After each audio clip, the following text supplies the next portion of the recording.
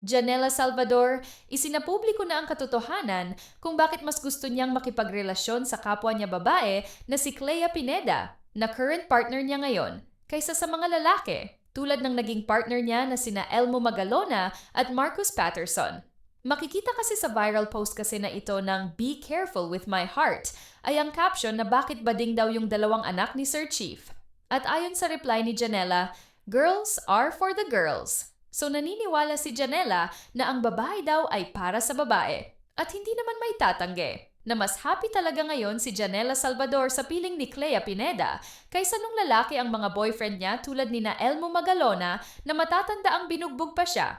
Nakatanggap naman si Janela ng matinding pambabash mula sa mga netizens dahil ayon sa kanila mali daw na ang babae ay para sa babae dahil immoral daw ito. Pero depensa naman ng mga fans ni Janela, kanya-kanyang happiness lang yan. At kung mas masaya siya sa isang tomboy, wala na silang magagawa doon.